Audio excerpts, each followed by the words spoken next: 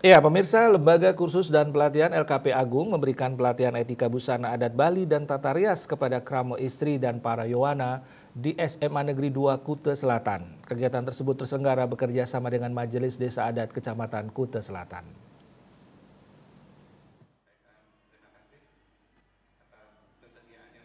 Pelatihan ini dalam rangka tradisi busana adat Bali demi ajaknya budaya Bali.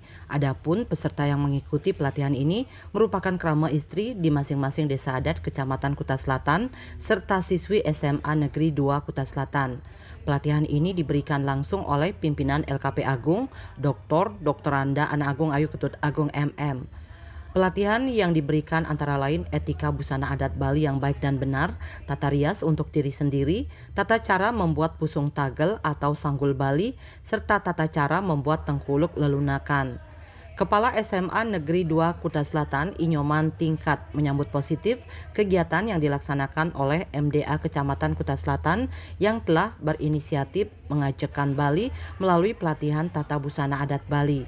Menurutnya, sekolah merupakan bagian dari upaya proses transformasi budaya sehingga regenerasi pelestarian busana adat Bali bisa terwujud.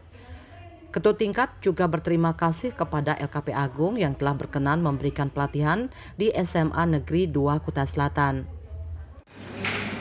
Tangan ini diputar, ini, nah seperti ini. Sekarang ganti pegang tangannya.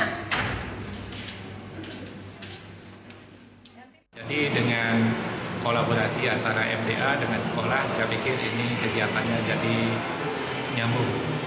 Jadi dari orang yang tua, kemudian dari yang generasi muda, sekaligus juga yang senior dalam hal ini dari Salon Agung. Saya menyampaikan terima kasih kepada Salon Agung yang sudah membantu kegiatan kami. Mudah-mudahan nantinya Salon Agung juga bisa melaksanakan MOU dengan MDA Kecamatan Kota Selatan dan SMA 2 Kota Selatan. Langsung di atas telinga. Tuh kan?